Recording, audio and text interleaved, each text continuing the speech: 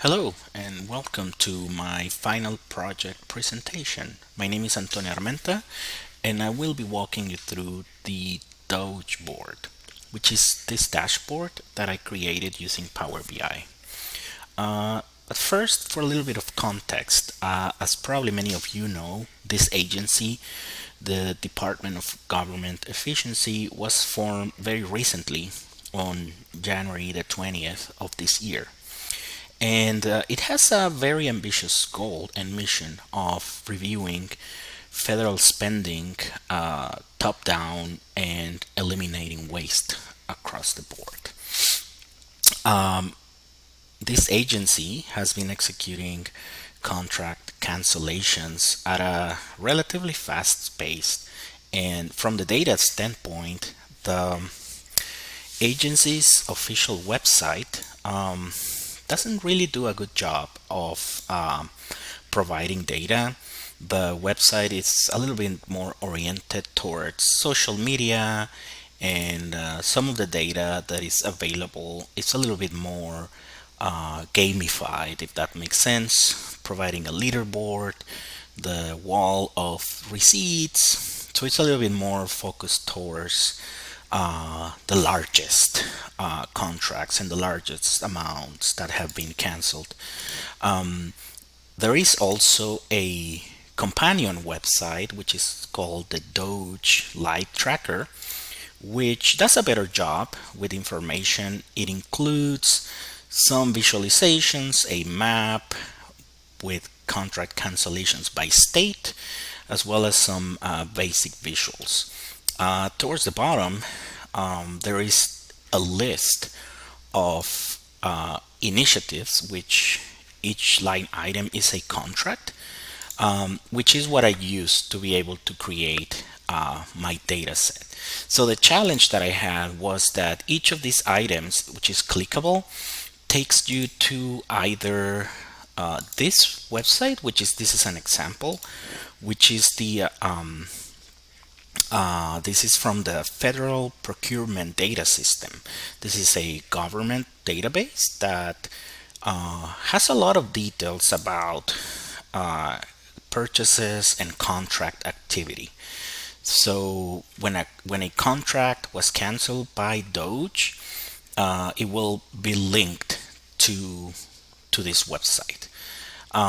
In addition, there's other initiatives that when you click on them, it will take you to this other website, which is USAspending.gov. Also, of course, a government website, which focuses more on contracts that have been granted. And there has been some cancellations that have happened that are tracked on this website as well. So, having said that, there is no consolidated data set, and I looked at different ways to be able to automate retrieving the data from both the FPDS and USAspending, but I was not able to do so. So instead, I changed the scope of my data set to focus on the first 30 days of activity of the agency, which is this spreadsheet that I am showing you here. I created this entirely manually by clicking through each contract and extracting the fields that I thought were relevant for creating my dashboard. Even though it's limited to the first 30 days of activity, there is still 766 entries, which is still significant and representative to be able to create the dashboard, which has been built to be scalable so that when extracting data can be automated. It can just be incorporated into the data set, and the dashboard will be able to process it. So now the dashboard I created looks like this. for the color and the textures, I tried to match the agency's branding, which uses this light yellow, mustard, gold textures. And I am using a black background to sort of mimic this modern style. The first element that is at the top of the dashboard is a KPI panel, which is executive level summary of some relevant metrics. There is, for instance, the saving progress, which is calculated with respect to the agency's goal of saving up to $2 trillion within this year. So it's a very small percentage because we're using data for from the first 30 days. I believe today the agency has made progress and is a little bit closer to the goal. There is a percentage of contracts canceled, the savings, the accumulated savings in that time frame, as well as some other relevant information. So this here is the agency, the federal agency that has incurred the most cancellations, which all of these are card visualizations with some new measures being added. So we have the agency ID and the agency description being cross-referenced separately. There is also a product or service code, which is a official product or service description that can also be obtained from the web, and this tells you the type of service. This is really more service oriented that is being canceled the most. And then in addition, there is another code called NAICS, which tells you a little bit more about the industry or the sector of where that type of product of service belongs to, right? So product of service and industry or sector. Then there is a dual axis line graph that shows the savings by day, right? Again, this is for the first 30 days. And the secondary y-axis has the accumulated savings. So again, this being the early days of the agency, we see that activity kind of slowly ramps up. But then starting from the second week on, it really increases significantly, so that when we added more data points, more dates, we will see this grow quite fast. The other thing that this kind of tells us is that there is peaks of activity throughout the weekdays, and the agency has very little activity on weekends. The graph has customized tooltips that are shown when we hover over the mouse, the different data points, and it can also be zoomed in or out so that we can visualize better specific amount ranges or date ranges.